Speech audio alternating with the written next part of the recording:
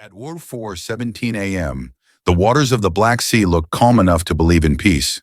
Fishing trawlers rocked in the harbor, gulls circled lazily, and the sprawling silhouette of Novorossiysk port, Russia's largest maritime gateway, stood against the night horizon like a sleeping fortress. And then, without warning, the sea began to burn. The first explosion came from berth 3, where 2 oil tankers were moored for loading. The blast lifted a column of fire hundreds of feet into the air, turning the harbor's surface into a sheet of molten light. Alarms shattered the silence, but before the echoes faded, 2 more detonations ripped through the eastern terminal. The sound rolled over the city like thunder over stone. What Russia didn't know yet was that the attack had started 20 minutes earlier, hundreds of miles away, when a swarm of Ukrainian naval drones, guided by satellite link and onboard AI, slipped past the defensive perimeter of the Black Sea Fleet. These weren't ordinary drones. They were the new Sea Baby-class unmanned surface vehicles, USVs, fast, low, and nearly invisible to radar. Each was packed with 450 kilograms of high-explosive warheads, their hulls built of carbon composite to minimize heat and magnetic signatures. The plan was as audacious as it was simple: infiltrate the harbor under the cover of routine civilian traffic, strike high-value targets, and vanish beneath the chaos. At 03:58 a.m., the first 3 Sea Baby drones detached from a disguised fishing barge positioned 110 kilometers off Crimea's southern coast. They raced toward Novorossiysk, hugging wave crests at 85 kilometers per hour, so low that their wakes blended into the natural seafoam. Meanwhile, electronic warfare units onshore flooded Russian radar channels with false returns, hundreds of phantom contacts mimicking fishing vessels, weather balloons, and birds. For the operators at the Novorossiysk naval base, it was just another night of noise. By 4:10 a.m., the swarm had reached its final approach vector. 2 drones veered north, one toward the Shipyards oil terminal, the other toward the Ropshaw loading pier, while a third circled south to distract coastal defense batteries. Then came the silence before history. Inside the Russian harbor control tower, an officer leaned over a sonar display that suddenly went white. "Contact. Multiple. Shallow," he barked.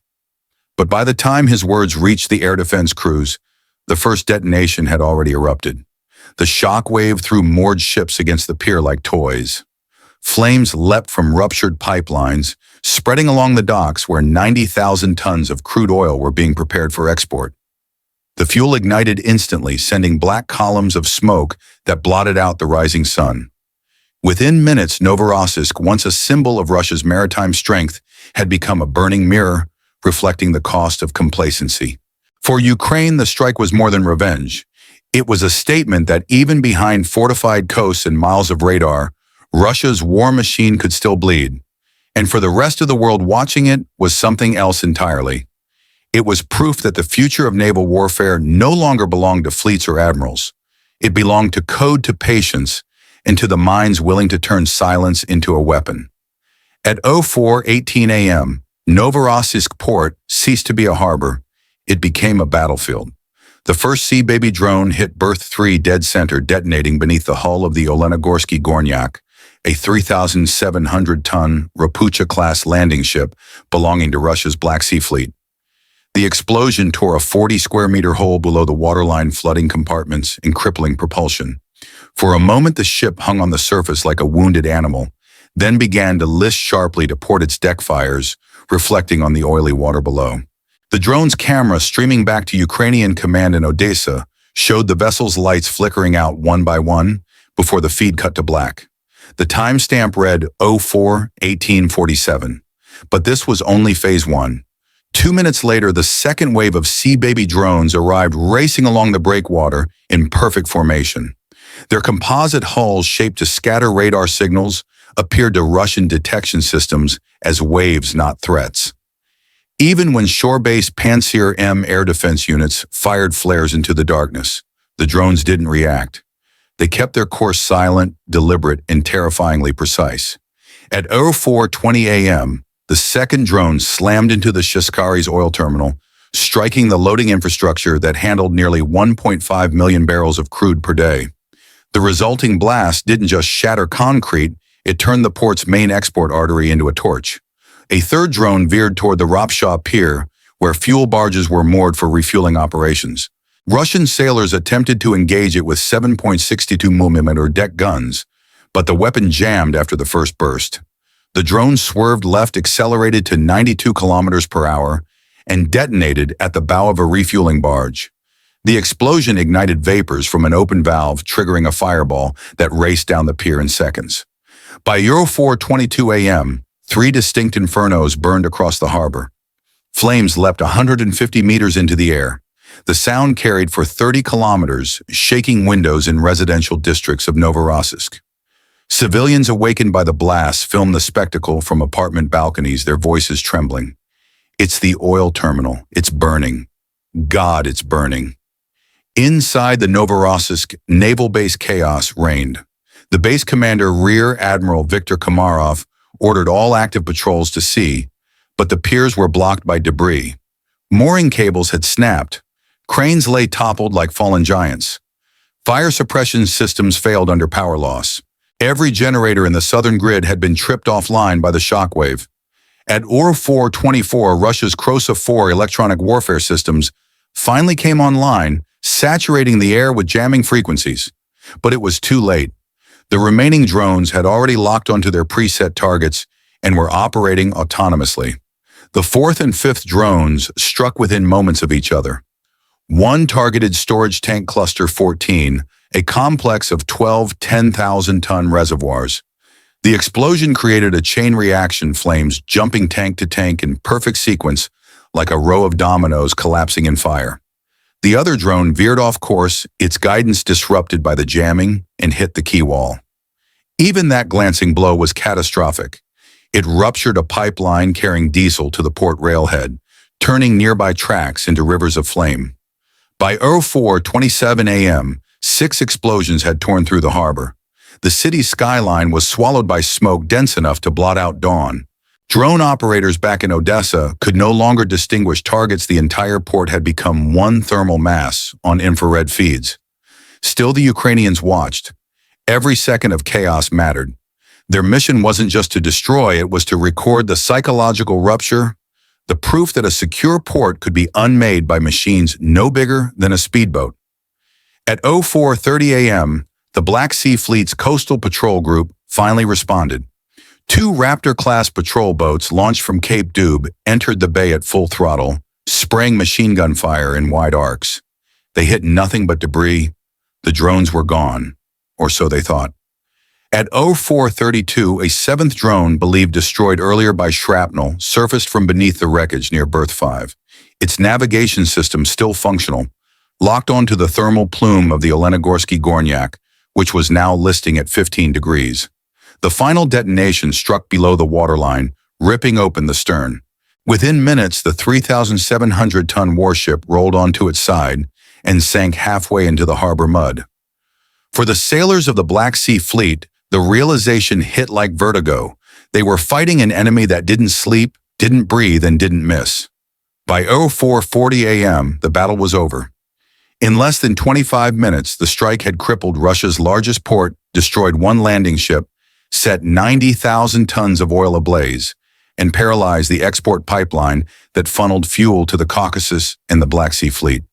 From Kyiv to Washington, screens lit up with satellite images of a new kind of warfare, unmanned, unstoppable, and uncomfortably efficient. And as the fires spread through Novorossiysk, one truth settled across every war room on the planet. The age of naval supremacy had ended not with a missile strike, but with a whisper on the water. By 4:40 a.m., Novorossiysk was a city under siege, except the invaders were gone, and the only enemy left was fire. The oil terminal burned like a foundry, each tank erupting in delayed succession. Every new detonation sent shockwaves across the bay, scattering flaming debris over water already slick with crude. Berths 2 through 6 were engulfed. Dock cranes melted into twisted silhouettes. The sea itself seemed alive waves, rippling with flame, reflecting a red sun that hadn't yet risen. In the chaos, the Black Sea Fleet's firefighting vessels tried to reach the inferno, but even the water betrayed them. The surface was coated with burning fuel. Hoses sprayed steam instead of water. The Elenigorsky Gornyak, half sunk in bleeding oil, had blocked the main approach channel. Every attempt to tow it failed. By 04:47 a.m., the harbor's southern gate was sealed by wreckage. For the first time in living memory, Russia's largest port was cut off from the sea. Meanwhile, across 700 kilometers inside a windowless control room in Odessa, the Ukrainian operators sat in near silence. Monitors showed pixelated firestorms, their telemetry feeds flickering from heat interference. Mission data indicated success. 7 confirmed detonations, 3 secondary blasts, and complete gridlock in the target area. Then the voice of Captain Mykola Havrilenko, commander of the Unmanned Naval Operations Unit, broke the quiet. Sequence complete. All assets expended. Begin withdrawal. At 04:50 a.m., backup Sea-Baby drones previously stationed offshore for reconnaissance began transmitting decoy signals toward Anapa and Sochi, creating false radar trails of a second incoming wave. Russian interceptors scrambled from Gelendzhik Air Base, chasing ghosts across the Black Sea. It was a chess move within a chess move, Ukraine buying silence while the world was still listening to echoes. By 05:00 a.m., explosions at Storage Tank Cluster 14 reached their peak. The heat was so intense it warped camera lenses in nearby civilian vehicles. Windows shattered as far as Primorsky District, and a 600-meter column of smoke drifted inland. Russian firefighters operating under near-zero visibility fought until oxygen tanks ran dry. They would later report flames reaching 1200 degrees Celsius, hot enough to melt reinforced steel. At 05:07 a.m., a second crisis emerged. One of the burning tanks ruptured its containment wall, spilling crude oil directly into the bay. The slick spread fast, carried by wind toward the northern docks and the Shipyards oil terminal that still held 40,000 tons of fuel. For an hour, the sea itself was on fire. From the shoreline, Novorossiysk looked like the end of the world. Residents filmed the sky turning orange, their voices trembling. The harbor's gone. The harbor's gone. By 06:10 a.m., the local power grid collapsed. Substations, overloaded cables melted, and control towers went dark. Even as the last secondary explosions faded, the port remained a cauldron of flame and smoke. Air raid sirens wailed over an empty city. At 07:30 a.m., Russian state media broke its silence with a single cautious statement. A localized fire has been contained at the Shipyards terminal. No casualties reported. But satellite imagery released hours later by Western intelligence told a different story. The Black Sea Fleet's forward operating base had been crippled. At least 90,000 tons of crude oil burned or spilled, the Elenigorsky Gornyak was confirmed destroyed, and export operations at Novorossiysk port were halted indefinitely. For Ukraine, the operation was a masterpiece of controlled chaos. 7 drones built for less than $2 million had inflicted nearly $800 million in economic and military damage. The return on investment was staggering, not just in destruction, but in deterrence. In war, symbols matter, and that morning the symbol of Russia's maritime strength became a black scar visible from orbit. At 08:00 a.m., when the fires still raged and Moscow's command center still processed conflicting reports, Ukraine's naval command quietly went dark. No broadcasts, no claims, no celebration. They didn't need to announce victory. The sea had already done it for them. By first light, the scale was visible. Novorossiysk no longer looked like a commercial hub. It looked like a theater of structural failure. Satellite overviews and commercial imagery circulated quickly in Kiev, Brussels, and Washington. Charred piers, collapsed cranes, and oil sheen miles across the Black Sea. Analysts began to translate smoke into strategy. For Moscow, the strike was immediate, painful, and complex.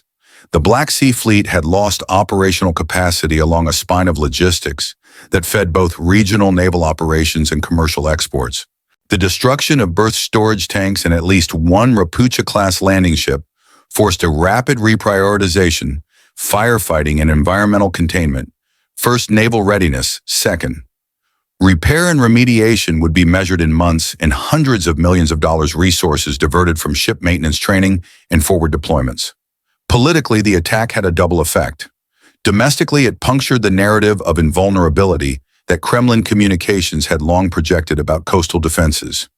Internationally, it raised alarm in markets and capitals. Energy traders watched satellite feeds with growing unease. 90,000 tons of burnt crude extracted from the supply calculations, port throughput paused indefinitely, and insurance premiums for Black Sea shipping spiking overnight. Ports that had once been obscure nodes in logistics chains suddenly became geopolitical choke points. Western military and intelligence communities framed the operation as a textbook example of asymmetric maritime interdiction. At NATO, Allied command planners called it a demonstration that persistent, relatively low-cost unmanned systems, Sea-Baby USVs, ISR-linked drones, and electronic deception could puncture strategic depth without a traditional naval battle.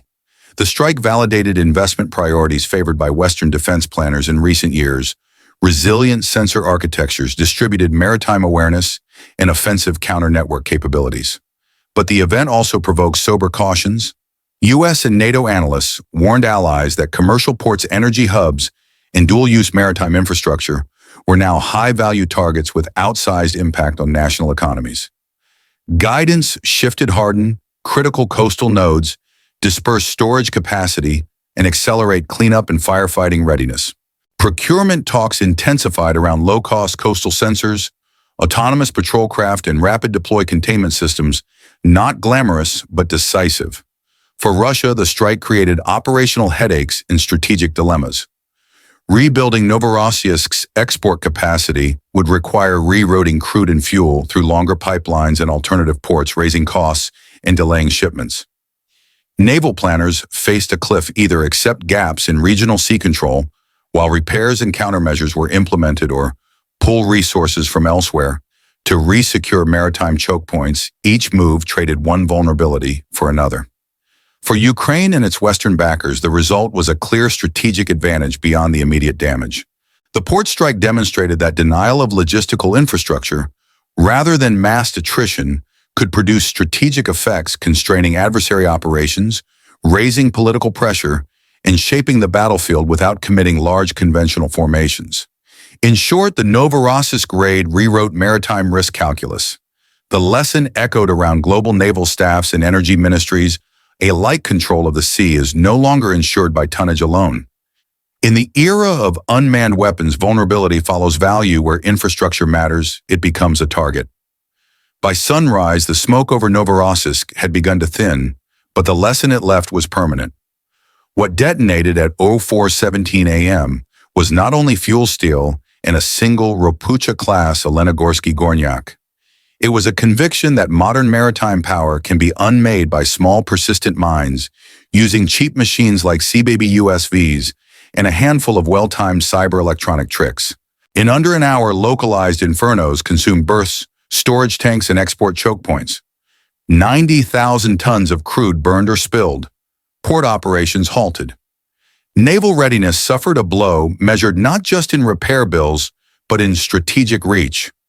Damage estimates running into the high hundreds of millions were only the beginning.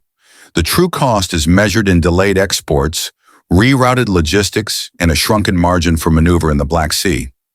For Russia, the strike exposed a brittle seam in doctrine: expensive fleets and layered radars do not guarantee safety if information deception and autonomy are turned against them.